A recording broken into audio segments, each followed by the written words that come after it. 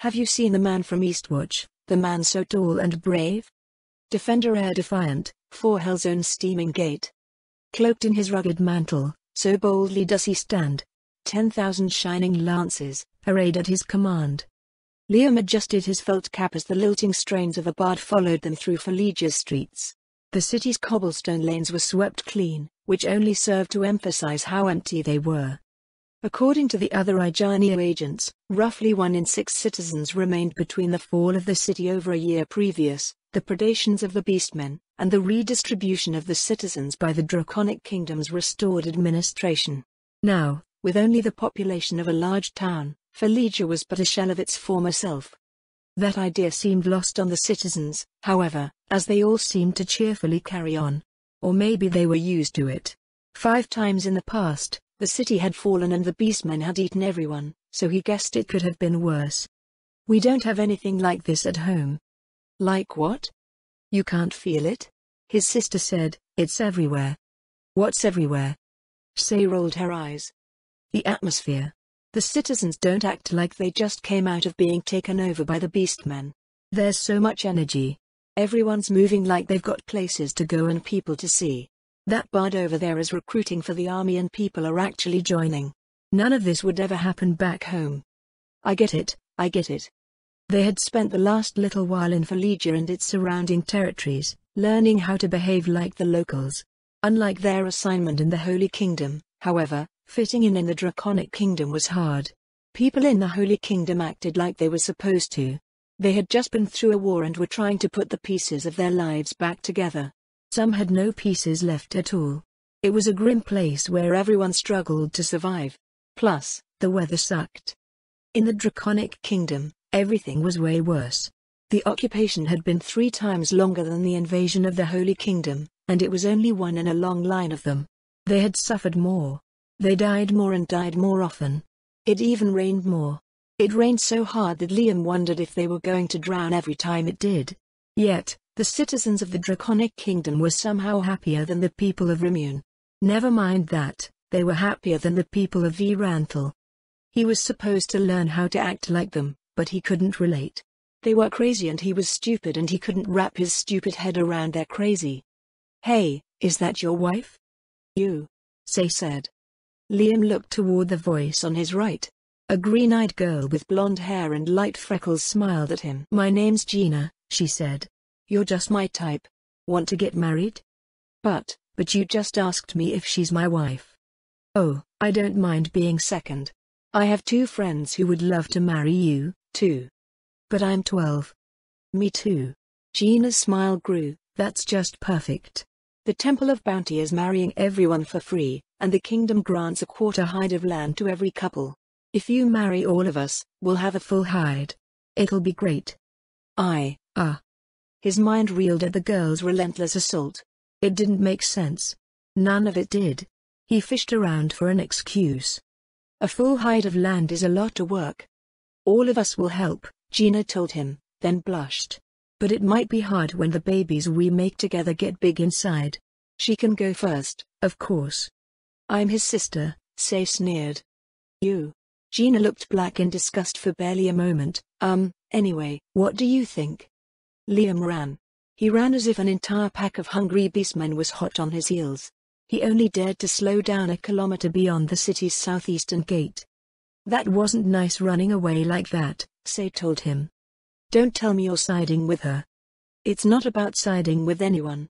You need to answer that sort of thing properly. Just because you're not interested in someone doesn't mean that their feelings don't matter anymore. What about my feelings? I don't get these people, Liam said. Say sighed. She was younger than him, but it always felt like he was the younger sibling. Haven't you noticed how young everyone is here? She told him, that's just how it is in the Draconic Kingdom. They get married as fast as they can because most of them get eaten before they reach 30. If kids aren't old enough by the time their parents get eaten, that's a problem. Also, the Beastmen eat more men than women because one man can have babies with a lot of women, so polygamy is normal here. The girls all go after the guys before the guys go into some Beastman's mouth. Even Carly would get that. But how's that my problem? Say shook her head. Liam's face screwed up in confusion. How was he at fault for any of that? Yo. Looks like you made it out in one piece. Beyond the sight of the city walls, Tyra appeared from a copse near the road. The Grand Master of Ijania strolled up to them with an easy air and a warm look in her eyes. Liam just ran from a girl who proposed to him, Say said. The corner of Tyra's mouth turned down and her warm coral gaze turned cold. I knew you'd be a heartbreaker, she said, but that's just mean. How? Tyra exchanged a look with Say. Is he doing this on purpose? No, he's always like this. Gotta fix that. You're letting a perfectly good weapon go to waste, kiddo. We can get around to that later, though, not like you need it right now. What if one of the beastmen likes him? Say asked. Then that would be funny. The next phase of their operations sent them to infiltrate the beastman-occupied upper reaches of the Draconic Kingdom. There was something different about that part of the country, and the intelligence division was tasked with feeding information to the royal army so they could plan for it. Most of Ijania was already out there, but they were collecting information in secret. Liam, Say and Tyra would be posing as locals and interacting with the Draconic Kingdom's citizens to figure out the details that one couldn't get from just watching and listening, as well as prepare the citizens for the royal army's advance. A part of him worried over being caught by beastmen and getting in trouble, but there was no point in complaining. They had a job to do. Will it be safe to let the citizens know what's going on? Say asked. That's something we'll have to figure out when we get there, Tyra answered. The people here have been insanely loyal to the Queen so far, but I think we might start seeing something different out there. What do you mean? Liam asked. Are you two saying that humans would betray us to beastmen? Some people cave in more easily than others, Tyra said. Some try to get in cozy with the people in charge as soon as they can. I've seen people sell out for nothing more than a cut copper coin, but life's gotta be damn shitty for that to happen. I've seen all sorts of things, and I've seen stuff like this fall apart before. It took them until evening to jog through the vacant strip of land between Fallujah and the Forced River. Liam marveled over the fact that he and Say even could. Back in Facet Town, he couldn't run from one gate to the other without getting winded, never mind go 50 kilometers through the pouring rain. Along the way, a bone vulture swooped low overhead. An elder lich flew in from ahead a moment later. It loitered 100 meters above them until Tyra stopped and waved for it to come down. You have entered a restricted area, it said. Identify yourselves. We're with military intelligence, Tyra said. You should already know about us, I think. I'm Tyra. This is Liam and Say. The elder lich raised a hand to the side of its skull. Half a minute passed before its crimson gaze settled on Liam. Who did Lady Zaradnik first introduce herself to you as? Camilla, Liam replied. What was your mission in Rimune? What was that thing, Say? It was skin cream, Say said. We were ordered to plant it and its formula in Viscount Sansa's manor in a plausible way. You may proceed, the elder lich lowered its hand. Have a pleasant evening. Wait a minute, Tyra raised her hand. Could we get some intel on what's ahead? Beastman patrols and such. The western bank of the Forced River is secure. Beastmen patrol the opposite bank in pairs. 2 hours separate each patrol. Do you do anything to eliminate those patrols? Orders to test their readiness are occasionally carried out. The patrols prioritize delivering information, so they will not fight to the death unless they deem it necessary. Tyra's hand went to her jaw, and she tapped her cheek with a finger. Could you test their readiness a bit after we make the crossing? She asked, just in case our infiltration needs to get a bit violent. This one will deliver your request. Is there anything else? Nope. Thanks. We'll be on our way, now. The elder lich returned to the sky above. Tyra resumed their journey east. Is it just me, Tyra said, or are the Royal Army's elder liches way more polite than the others? What happens with the other ones? Liam asked. Well, back when I first arrived in the Sorceress Kingdom, Tyra answered, I had to do some paperwork for my clan. The clerks in Eranthal's administrative office were super snooty. Was like dealing with a bunch of people who think they're better than everyone else. Kids don't do paperwork, Liam said. We do homework. Miss Alpha is nice, but she's a lot scarier than the elder liches at the same time. The orphanage director was some sort of zombie, except she didn't die when she lost her head. They watched it get stolen once. They crossed the Royal Army's zone of control and stopped at the banks of the Forced River, where Tyra scanned the surroundings before kneeling to the ground. "Hop on, Say," she said. "We're crossing here." Say climbed onto Tyra's back. "Am I waiting here?" Liam asked. In response, Tyra picked him up, cradling him in her arms. After shifting his weight around a bit, she dashed over the water. Her steps barely left any ripples over the river's surface. "Stop staring." Liam looked up, finding Say glaring down at him. He squirmed a bit under her scrutiny. "Stop moving," Tyra said. "Stop jiggling." Since they were going to mingle with the citizens, Tyra was in the flimsy garb that the local women commonly wore. She ran leaning forward as ninjas did, and Liam couldn't help but stare as her full breasts swayed and jiggled against the rain-soaked fabric containing them. The world lurched as he was dumped into the water on the opposite shore. Another splash followed after his. "Hey," Say cried. "Too clean," Tyra said. "You barely even smell. We're supposed to be traveling." He dragged himself out of the mud. It rained so much that he didn't think it mattered. The opposite shore of the Forest was just as quiet as the other side. If there were any signs of the skirmishes that were supposedly happening between the Beastmen and the undead, the swollen river had washed them away. Liam shook the water off of his cap before slicking his hair back and putting it back on his head. They trudged up to the highway several hundred meters away, where he scraped his muddy boots against the pavement. "If I was a human," Tyra muttered as she peered through the rain, "where would I go?" "Didn't the army share their reports with you?" Liam said. "They're the ones sending us on this mission." "I know where the humans are," Tyra replied, "but we still need to get from here to there. If the Beastmen have patrols everywhere, their hunters might catch our trail if we try to sneak by." Liam scratched his head. Outdoorsy stuff was ranger work. Not only could they sneak around as well as rogues did, but good ones could also conceal their scent, leave no tracks, read the land and get through rough terrain like it was nothing. The thing was that their job as infiltrators involved getting into the villages, towns and cities of the occupied lands, where most rangers lost their advantages and rogues shone.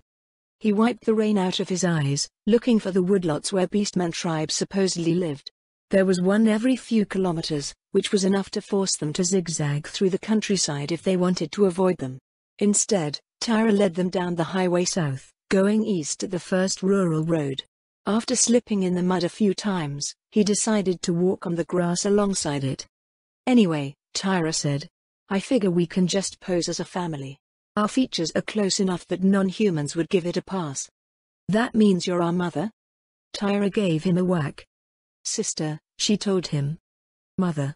"Sister." "In the Draconic Kingdom," Liam said, "you're old enough to be our mother. They get married when they're 12. Tyra wrinkled her nose, but she didn't seem to have an answer for that. They continued in silence, wary of any approaching beastmen. To Liam's surprise, the lands east of the Forced River were in a much better condition than the western territories of the Draconic Kingdom. Before they arrived in Helama, he imagined the land to be filled with ravenous demi-humans chasing the screaming citizens everywhere, but, in hindsight, it was a silly idea.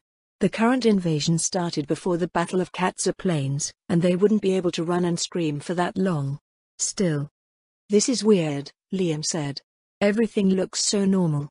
"What did you expect?" Tyra asked. "I dunno, but they're getting eaten, right? Maybe people trying to run away or fight. But everything here is taken care of. What's the point if they're going to be eaten in the end?" "That's some nihilistic thinking for a 12-year-old, Tyra said. "Do kids these days all think like that?" "Wait, I don't want to know. Listen, there's always a point to living, you do well to remember that. Shitty things happen to everyone. As one of us, you'll probably see and experience a lot of shitty things. Maybe one day you'll be captured by the enemy and they'll torture you every day. But you should never, ever give up." "Oh, speaking of getting captured." A pair of hulking figures appeared in the rain, coming up the road toward them. "Wait, we're getting captured," Liam whispered. "Well, I figure they'd just dump us wherever they're putting the other humans. But what if they just decide to bring us to their homes to be eaten?" The two figures resolved into a pair of Nah. An oppressive sensation washed over Liam. He could feel how dangerous they were. It wasn't anywhere near the same as the civilian beastmen that they had fought before. The civilians felt like dangerous animals, These warriors felt like death. "Hey," one of them called out as they approached, "what are you doing out here? It's dangerous, you need to get to safety." Liam stared at the grass, quietly waiting for something to go wrong. "We're lost," Tyra fidgeted nervously. "Lost?" "Yeah," she swallowed. "They said something about the undead, so we left. But then the rain, and, which way do we need to go?" A dozen heartbeats passed with only the sounds of the deluge to accompany them. Beside Tyra, Say sneezed. "This entire area is under the control of the warrior clans," the Beastman said. "You need to go east about 20 kilometers before you reach the nearest occupied villages." 20 kilometers east, Tyra nodded. "Got it. That way, right?" Tyra pointed behind her. The warrior's eyes narrowed. "That's west," the warrior told her. "East is the way we came. No wonder you got lost, even a nug drunk on fermented Xcla has a better sense of direction. You better get going.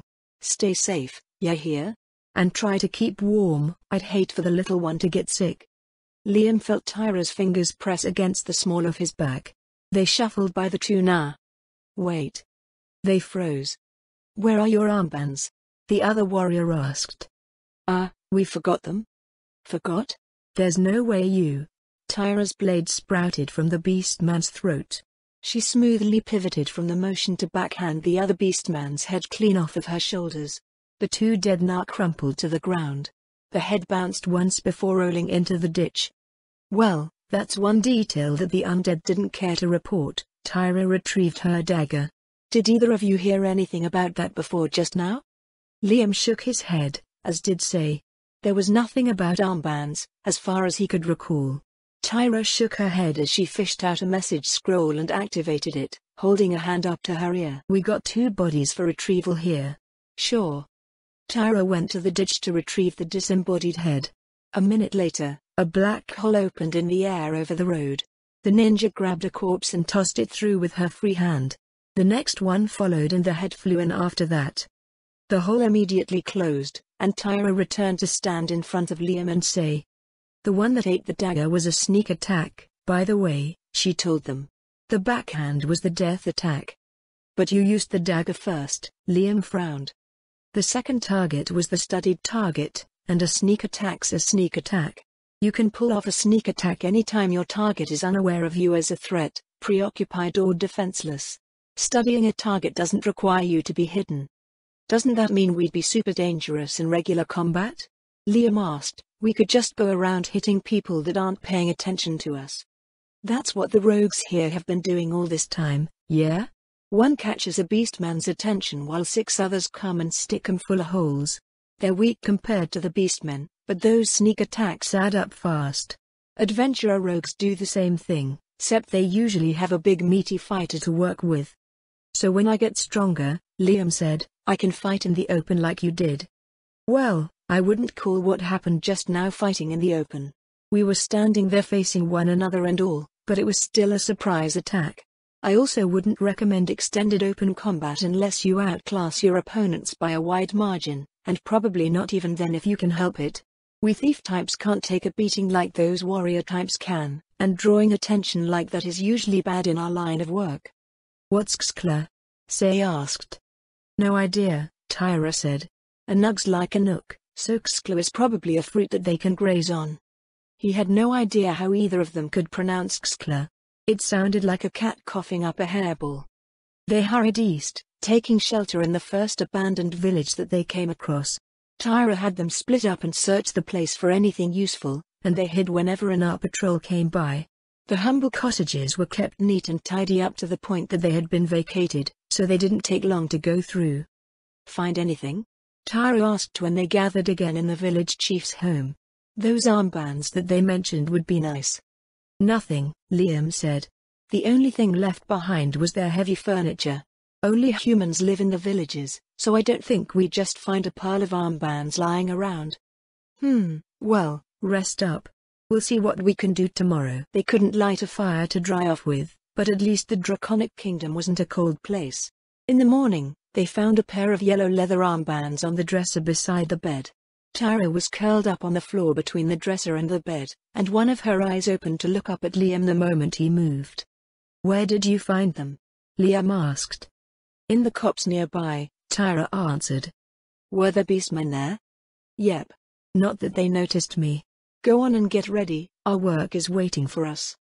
He swung his legs off of the bed and peeked out between the shutters. It was still raining. Everything he was wearing still felt damp, too. Tyra, how much sleep did you get? Say asked from her side of the bed. Enough, Tyra yawned. Don't worry about me, I've gone days without sleep before. Lady Zaradnik might have given you one of those rings if you asked. A fancy-ass ring on a village girl? The ninja snorted. That's just asking for it. The toughest part about this type of job is that you can't bring all of your stuff. You dress for the occasion and learn what you can. After that, it's pure skill. They left the village after having a quick meal, continuing eastward through the morning gloom. The rain never let up, flooding the fields on both sides of the road. Maybe we should have brought a boat, Tyra muttered. You two all right? I'm fine, Say said, but I'm going to be mad if we find out all of the villagers use umbrellas. They didn't bring any as they didn't want to look out of place. Tyra was right about that part. The reconnaissance forces directed by the undead didn't care for details like that. They assessed geography, logistics and threats, but what infiltrators needed was information about culture, behavior, and the countless other things that the undead didn't notice. They were things that would probably be fixed in the future, unless the undead could never develop an eye for them. An hour out of the village, they encountered another patrol, this time a pair of Gao. Liam glanced at his armband as they came within speaking distance. Where'd the three of you come from? A golden-furred warrior with long, droopy ears asked. We got lost, Tyra answered. A couple of warriors said to follow this road east. Well, it's good that you got here safely, the Gao warrior nodded. Word is that the undead are amassing near here again. Which way do we need to send them? The civilian tribes are still shuffling them around, the other warrior said. Just send them to the main place nearby, yeah? They'll sort them out there. Right, the golden-furred warrior turned back to them. There's a big road about 5 kilometers east of here. Go north from there and you'll eventually get to the town where everyone is. Liam tensed as the warrior reached out toward him. A big paw patted him on the head. You two be good and listen to your mother, all right? Sister, Tyra said. Sis, aren't you too old to be their sister? I'm not that old. The Goss stared at her for several seconds before shaking his head. Well, whatever. Move along. Why does she want to be the sister so much? They started walking again. Wait, one of the Gao said from behind them. Liam froze. How come you're not pregnant? She's a bit young for that, don't you think? Tyra replied. Not her, the Gao said, you. How do you know I'm not pregnant? You don't smell pregnant. You can SME look, I already have 2 kids here. But you said you were their sister. Mix-ups happen all the time, Tyra raised her hands in a shrug. I'm too old to be their sister, right? The 2 Gao exchanged looks. We should get her to the breeder anyway, the floppy-eared warrior said. She's still young and healthy. The breeder? And weren't you calling me old just now? A paw reached out for Tyra. Tyra cut it off. A few seconds later, Tyra held a hand to her ear. I got 2 bodies for retrieval, what do you mean again? Blame military intelligence for not noticing this crap. I know I'm military intelligence, but we just got here. A minute later, 2 Gao corpses and 1 disembodied paw disappeared through the hole in the air. After the hole disappeared, Tyra used a trooper's towel to clean up the mess. I told you so, Liam said. Don't you want a sister? Tyra asked. I already have a sister. A big sister. Aren't I pretty much that already? Anyway, do either of you know how to smell pregnant? How would we know that? Liam frowned. Just checking, Tyra blew out a sigh. Dogs are always trouble, but these dog beastmen are even worse. Let's get moving, the patrols are supposed to be 2 hours apart. Tyra strolled off with her hands behind her head. Liam and Say jogged to catch up to her. What are we going to do? Say asked. I'm thinking, Tyra answered. This place is crazy, Liam grumbled. Back on the human side, everyone wants to have kids. On the beastman side, they want you to have kids too. Makes sense to me, Tyra said. No kids, no future. or future food. This is going to be a pain if every Gowanlup sniffs me out. I think you two are gonna have to do all of the talking. Say brightened, but Liam stopped in his tracks. Us? But what are you going to do? Oh, I'll be around. I just can't be doing what we're supposed to be doing with the way they're sorting people out here. Tyra lowered her arms, draping them over Liam and Say's shoulders. Looks like the fate of our mission is in your hands, she grinned. No pressure. 16th day, Middle Wind Month, 1 CE, this is impossible. Just how do we? With an exasperated sigh, Ahmad Zulu tossed his quill on the desk. He leaned back in his chair, combing the fingers of his unstained hand through his hair as he stared at the ceiling. Does Her Majesty have the answer? No, this is my job. The Queen has so little time as it is. He straightened and looked back down at the documents scattered in front of him. The Draconic Kingdom's military budget was small, but it produced an insane amount of paperwork nonetheless. He didn't mind the paperwork, however, it was the problems that presented themselves that frustrated him. The one he was facing right now was particularly vexing. It works until it doesn't. When it doesn't, it can't be fixed no matter how large the budget is. A knock sounded at the door. Speak. Captain Zaradnik has returned from the Sorceress Kingdom, Your Excellency, Captain Scarvo's voice came through. You asked me to inform you of her arrival. Where is she? Right behind me? Ahmad's chair scraped over the floor as he rose and pushed it away with the back of his knees. He strode across the office to open the door. Baroness Zaradnik stood on the other side, adorned in her customary equestrian garb. Marshal Zulu, she lowered her head in a curtsy. I hope the day finds you well. Captain Zaradnik, he said. Welcome. Please, come in. Thank you, Captain Scarvo. The captain of the palace guard offered a sharp salute before withdrawing. Ahmad held the door to the office open for the Baroness. Forgive the mess, he said, I'm still sorting through the work of the previous marshals. There seems to be quite a lot of it. Baroness Zaradnik wove her way through the stacks of boxes and piles of folders arranged over the floor. Was Your Excellency able to find anything useful? He shut the door and looked around for a place where the Baroness could sit.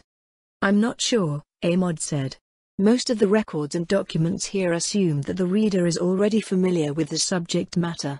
I may occupy the title of Marshal, but I don't have the knowledge or experience necessary to make sense of much. In the end, I just decided to work with the budget. The accounting can be universally understood, at least. Speaking of which, Ahmad gave up looking for a chair and offered her his own. It occurred to him that a woman had never sat in that particular chair before. Every marshal in the Draconic Kingdom's history had been a man. This is ridiculous, he made a frustrated gesture at the documents on the desk. I can't figure it out. No matter what we do, we can't win. Baroness Zaradnik gathered the sheets of paper into her hand, tapping them twice on the wooden desktop. Rather than immediately perusing the contents, she set them aside and produced a black lacquer box with a single branch of pale spring petals decorating the lid. A tall flask followed the box, which was in turn followed by two similarly decorated cups. Ahmad watched in silence as she filled the cups with steaming liquid, her distinctly feminine movements demanding his appreciation. Ah, this is the form of maids in the north, isn't it? Every well-bred noblewoman received the strict, demanding training of a maid. While Lady Zaradnik's actions weren't the same as those raised in the Draconic Kingdom, he recognized it all the same. What they did was as much art as it was work, purposely crafted to both serve and entertain a household's guests. If it fell upon any noblewoman to serve, they defaulted to that training. Lady Zaradnik created a strangely alluring gap between the captain who could probably level every city in the country and the young maid serving tea in front of him. Her foreign mannerisms only served to lace her repertoire with an exotic spice. The lid came off of the lacquered box, revealing a set of neatly arranged sandwiches.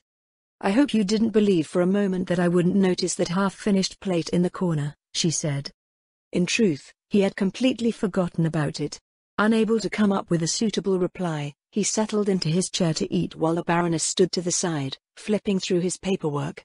You need your energy for training, after all, she added. Ahmad grimaced. One of these days, Salacia would walk in on him getting run through. He feared to know what would happen after that. Is such intense training truly necessary? He asked. I've already grown stronger. And every time he did, it was as if a sign popped up over his head that said "Thrash me harder." "Olga may not be able to casually pick you up and fling you into the river anymore," the Baroness said, "but you're still not strong enough to stand your ground against a beastman warrior. We haven't even touched martial arts yet." He resumed his meal in silence. Martial arts was something that he was keenly interested in. Even after making tangible gains with the Baroness training, she still asserted that he wasn't strong enough. He could only imagine that martial arts were what finally made up for the difference. When he was nearly finished, Baroness Saradnik returned to the front page. "So you've been trying to figure out payrolls?" Amod nodded, then swallowed. "Most of it is straightforward enough, but the scale becomes ludicrous. The problem is adventurers." "Exactly," Amod thumped his fist against the desk. "As I expected, you are well aware of this." "To be honest, Your Excellency, it's not something I considered until recently." "It wasn't? House Saradnik never had this problem?" "I hesitate to say this, but House Saradnik was founded by an adamantite adventurer. One of the traditions of my house is for its members to register as adventurers. This probably requires review, but..." The Baroness reached into the pouch on her right hip and produced a glittering mithril tag. Amod furrowed his brow at the sight. There was absolutely no way she was merely mithril rank. "Apologies, Captain. I never meant to imply." "It's fine, Your Excellency," the Baroness smirked. "As I said, it's not something I considered until recently, and it is a difficult problem." "Difficult is a gross understatement," Amod said. "How does the Empire deal with this?" "They don't. Their problem is the same as yours. The Baharuth Empire cannot consistently entice individuals of platinum rank and above into its service." "Platinum?" He scoffed. "We can't even come up with enough for gold. How do they manage?" "Through a robust and highly publicized system of honors and copious amounts of propaganda. I believe it works for several reasons. The first is that their system of honors offers not only wealth, but also what cannot be obtained by wealth alone: titles, rights and privileges. Broadly speaking, the Crown has a firm grip on nearly every avenue of vertical mobility in the Empire. Related to this is the fact that Imperial Knight has been entrenched as a career path in the public imagination. It is one that is open to everyone who meets muster, regardless of their social strata, and roughly 1% of the Empire's common citizens find employment with the Imperial Army or intend to enlist. Entering the ranks of the Imperial Army also qualifies one to participate in the Empire's system of honors. Nameless orphans born in the slums of the imperial cities are thus allowed a level playing field against even the loftiest aristocrat. At least on paper. He downed his cup of tea, washing down the remainder of his meal. "What do you mean by that?" "The Empire is commonly known for its meritocratic approach." "The Empire is a highly competitive place, Your Excellency," the Baroness told him. "To the point of being cutthroat. The Imperial Army's leadership is admirably austere, but I can't imagine that their oversight is nearly enough to account for every little thing. Beyond that, birth and upbringing matter. An orphan boy living in the fourth-class districts of our winter may dream of becoming an Imperial Knight, but they must also struggle for survival every day. The scion of a martial house trains to become an Imperial captain from the moment they can hold a spear. They are educated in everything they need to know, enjoy the leeway to attend the Imperial Magic Academy, and have the benefit of a sire who is already in the service. One cannot honestly compare those two children and call it a level playing field. If the Empire considers itself meritocratic, then privilege, wealth and connections are treated as personal merits. But those without privileged backgrounds do find success. Count Palatine Peshmal, for instance." "Oh, yes," Baroness Saradnik smiled for some reason. "There are nearly as many posters of Count Palatine Peshmal as there are of General Ray. They're especially frequent in the third and fourth class districts of every imperial city. The wall is not impossible to scale, but the differences are still there. While it is difficult for an unexceptional commoner to become an imperial captain, one does not have to be especially exceptional to join the ranks of the Imperial Knights. The Empire simply loves to prop up its exemplars to stoke the aspirations of its citizens, both aristocrats and commoners alike. I can't tell whether you approve or disapprove of their methods. There are some things that I approve of, and there are others, well, disapprove might be too strong a word. A few of those things are done out of ignorance, while most are simply because they can't afford what is necessary. The Imperial Army has a budget, too, after all. Problems to do with the former are often the result of the latter. Amod crossed his arms, rubbing his attempt at a new beard with his left hand. Would you happen to have an example of these problems? Take the two children from before. They are the product of how education mostly works in our region. The vast majority are brought up under the guild system. Apprentices learn from masters. The aristocratic establishment also functions as a guild where pages, maids and footmen are apprentices who gain experience in the workings of a noble household. When noble women are married off or heirs inherit, they are honorably discharged and become masters of their own households. I follow so far, he nodded. But is there a better way? We've been using the guild system for all of known history. A better system would have taken its place if it was feasible. You're mostly right. The guild system remains the prevalent system of education because other systems are either not as effective or just impractical. Education isn't an all-or-nothing affair, however. Every country has temple schools, for instance. But temple schools aren't a government institution unless one is in the theocracy. The theocracy also has a university system, and the empire has followed suit. Except the empire's university system is secular and thus unaffiliated with its temples. The most laudable thing about the empire is that, unlike Reistides, they have succeeded in raising robust national institutions on their safe and strong foundation. It shouldn't be understated that the empire's progress is the work of a long line of visionaries who had the guidance of a certain head court magician for about 6 generations, but it is what it is. Could the Draconic Kingdom do the same? It wasn't as if they didn't. There were colleges for the arts as well as institutes for certain industrial fields, such as agriculture. As for the military, the Empire didn't seem far off in terms of how it handled recruitment. Captain, what would you say is the principal difference between the Draconic Kingdom's military and the Empire's? Average life expectancy in the Imperial Army is 10 times longer. The Baroness paused and offered an apologetic look. I'm sorry, Your Excellency, that came out more flippantly than intended. In the Empire, soldiers at every organizational level survive to develop, reinforce and pass on the Army's martial traditions. The core of the Imperial Army's officer corps is composed of its martial nobility, and outsiders who distinguish themselves quickly become a part of it through their system of honors. In that case, would you say that the way we restrict the highest positions of command to members of the aristocracy is wrong? The answer to that question can be complicated depending on the situation and how a country approaches certain issues, Baroness Saradnik said. Fundamentally, the reason for that restriction is the same reason why the vast majority of the Imperial Army's officer corps come from martial houses. Every single one of their generals is also a noble.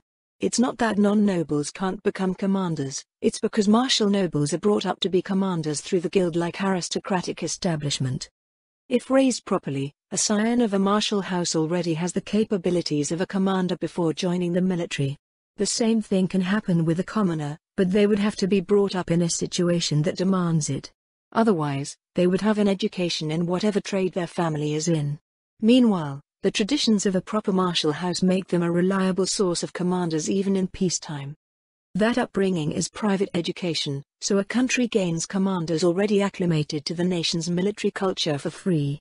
Better than free, those houses are already working for the country, and producing commanders isn't usually part of any noble contract.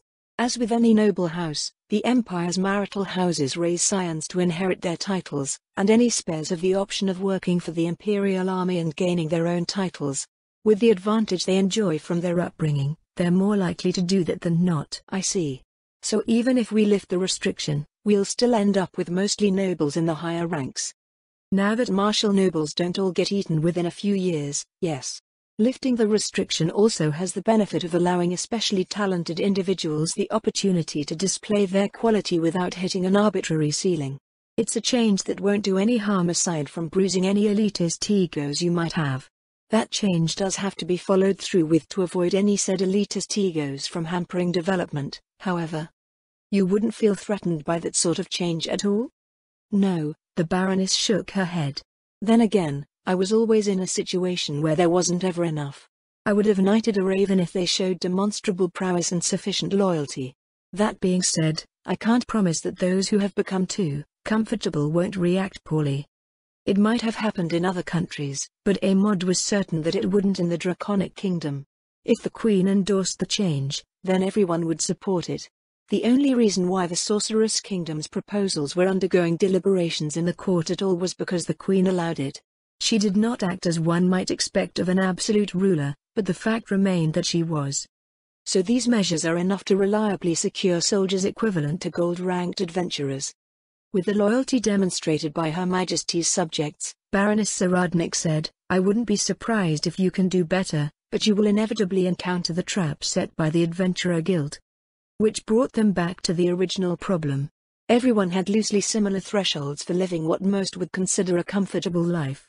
Especially powerful individuals could achieve that easily, meaning that they were in a position where they didn't need to do anything if they didn't want to.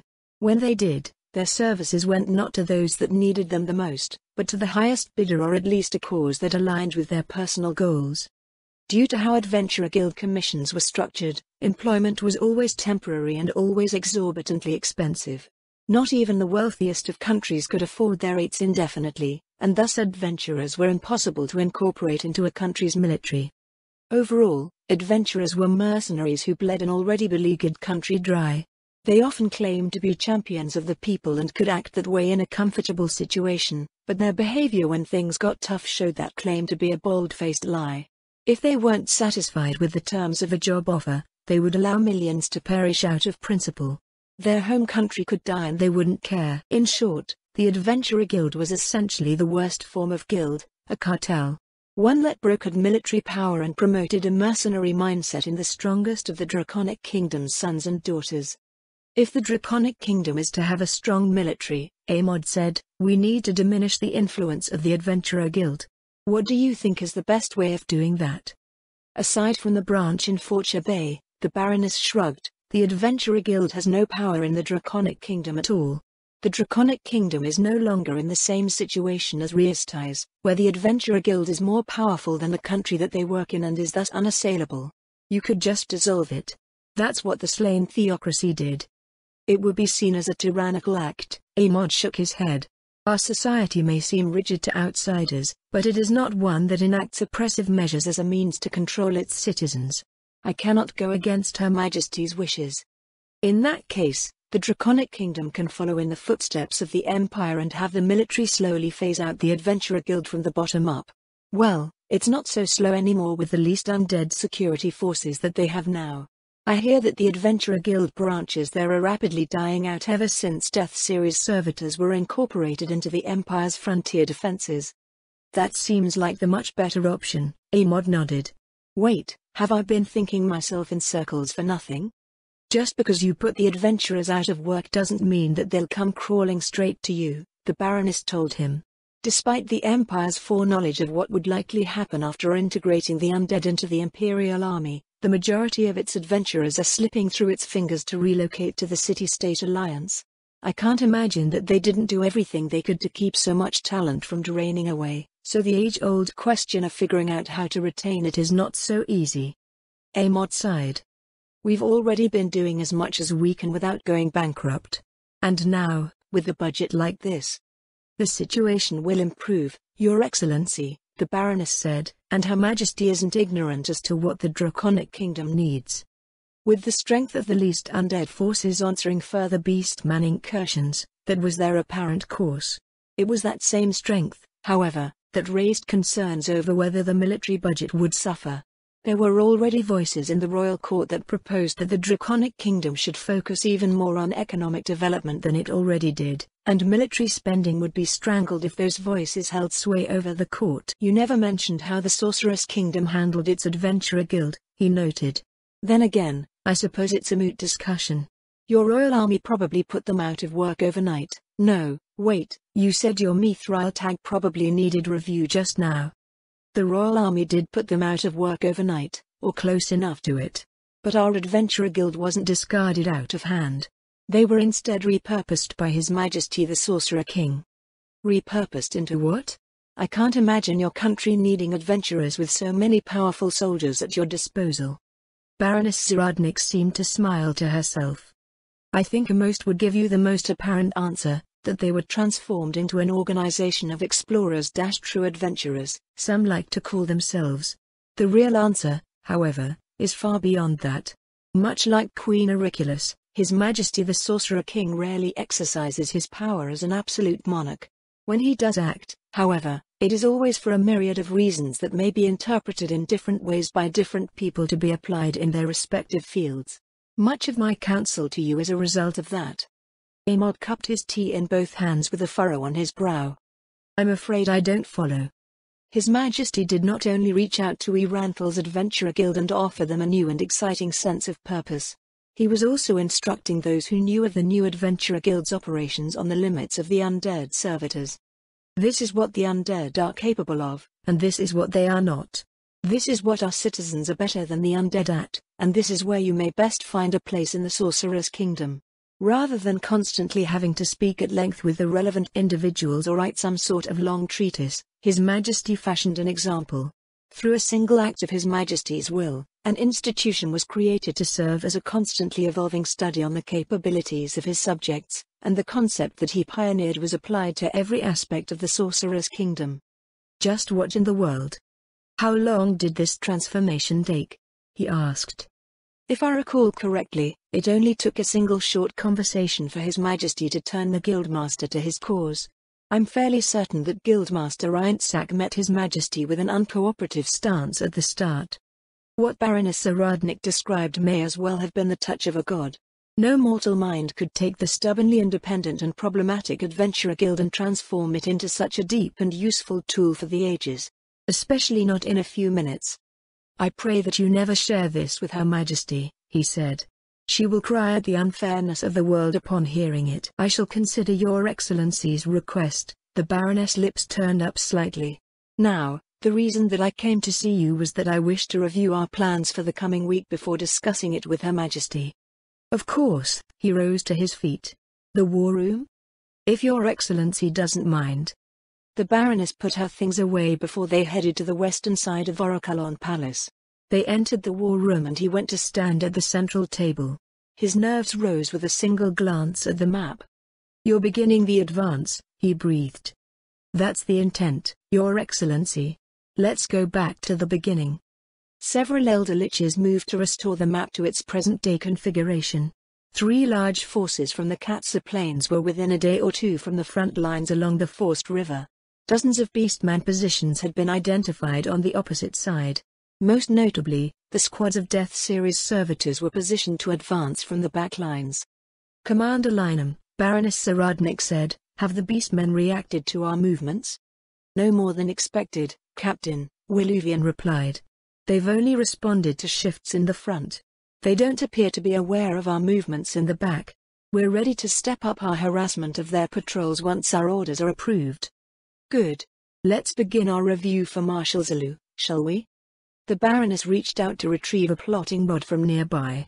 She rested the point on the city at the dead center of the map.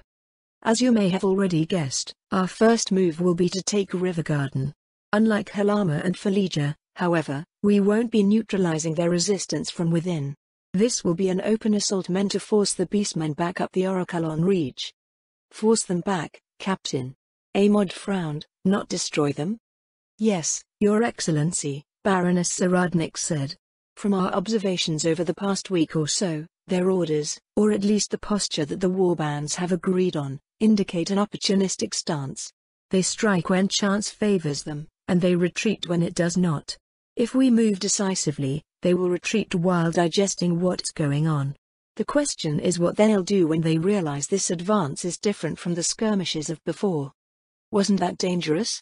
Thus far, the Sorcerer's Kingdom's officers took great pains to ensure that they minimized collateral damage to the Draconic Kingdom and its citizens. Now, it sounded as if they were taking a stab in the dark. Are you taking any precautions against undesirable outcomes? He asked. The Baroness nodded to the elder liches on either side. They started shifting the markers forward. We'll be starting from the extreme north and south, she said. The forces in the vicinity of Rivergarden will move last.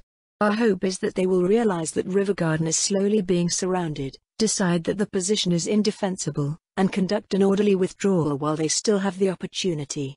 A corridor will be purposely left open for them to do just that.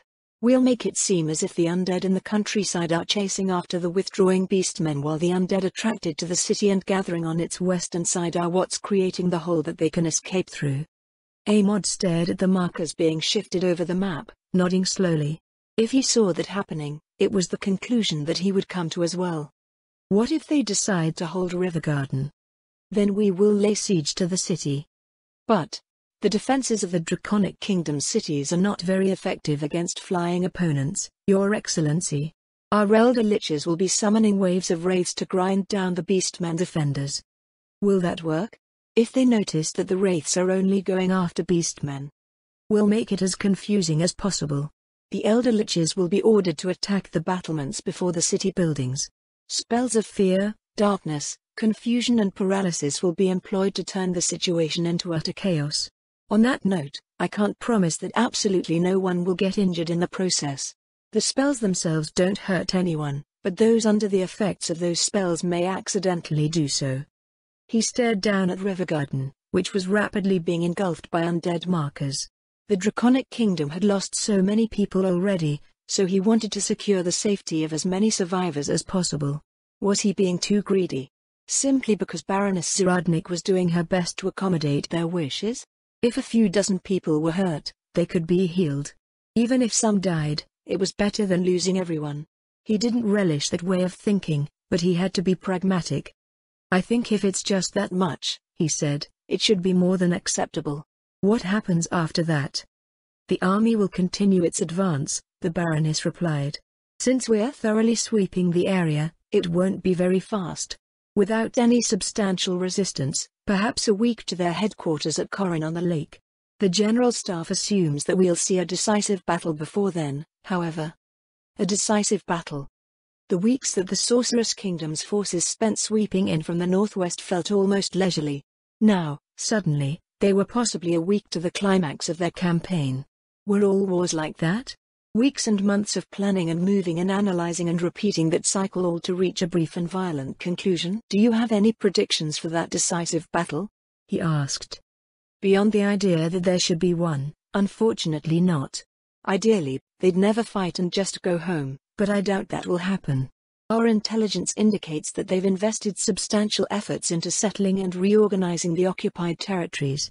Battles of this nature have a way of resolving into an identifiable course, however, and we're keeping an eye out for the signs. We'll know where things are headed days in advance.